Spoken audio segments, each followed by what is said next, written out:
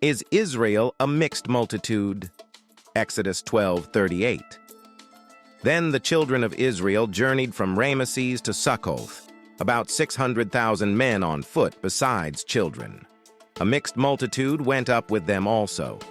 Despite how obvious the text is, some people maintain that Israel never mixed with the neighboring countries and that significant individuals like Ruth were actually Israelites, who had previously been left in the land after Israel had vanquished those nations. Though it's possible that Ruth was an Israelite, the Bible provides numerous examples that show Israel was not made up entirely of native-born Israelites, and that Yahushua's lineage was not limited to them. Non-Israelite mothers. As stated previously, there is a possibility Ruth could have been descended from Israelites left in the land of Moab, though the text states that she was a Moabite. But it is impossible for someone like Rahab to have any ancestry from Israel because she was not in contact with the Israelites until after they spied out the land. Let's go over a few individuals that had mothers who originated from another nation. Ephraim and Manasseh, Genesis 41:45. And Pharaoh called Joseph's name Zaphnath-Paaneah, and he gave him as a wife Asenath, the daughter of Potiphera, priest of On. And to Joseph were born 2 sons before the years of famine came, whom Asenath, the daughter of Potiphera, priest of On, bore to him. Joseph called the name of the firstborn Manasseh, for Yah has made me forget all my toil and all my father's house. And the name of the second he called Ephraim, for Yah has caused me to be fruitful in the land of my affliction. Ephraim and Manasseh's mother was Egyptian, as can be seen. Rehoboam, king of Judah's mother, was an Ammonite. And Rehoboam, the son of Solomon, reigned in Judah. Rehoboam was 41 years old when he became king. He reigned 17 years in Jerusalem, the city which Yahuah had chosen out of all the tribes of Israel to put his name there. His mother's name was Naamah, an Ammonitess. Here in Judges 3:5, we see the tribes marrying into other nations.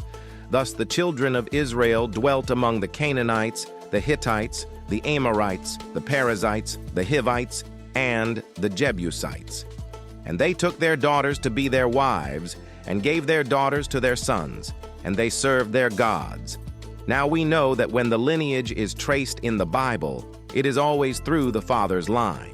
Here are examples of men from other nations that have forsaken their country of origin and integrated into the tribes of Israel. Non-Israelite fathers. Amasa's father was an Ishmaelite, 1 Chronicles 2:17. Abigail bore Amasa, and the father of Amasa was Jether the Ishmaelite. Even though Amasa's father was an Ishmaelite, they still recognized him as a rightful member of Israel, as evidenced by King David's references to Amasa as bone of his bone and flesh of his flesh in the following texts. 2 Samuel 19:11. So King David sent to Zadok and Abiathar, the priests, saying, "Speak to the elders of Judah, saying, Why are you the last to bring the king back to his house, since the words of all Israel have come to the king, to his very house? You are my brethren, you are my bone and my flesh. Why then are you the last to bring back the king?" And say to Amasa, "Are you not my bone and my flesh? Yah, do so to me, and more also, if you are not commander of the army before me continually in place of Joab." Then Joab said to Amasa, "Are you in health, my brother?" In the final verse, Jether is referred to as an Israelite rather than an Ishmaelite, marking a complete conversion to the tribe of Israel. 2 Samuel 17:25, and Absalom made Amasa captain of the army instead of Joab.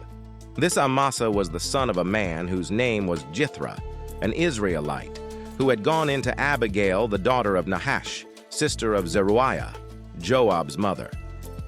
Attai, or also known as Alai's father, was an Egyptian.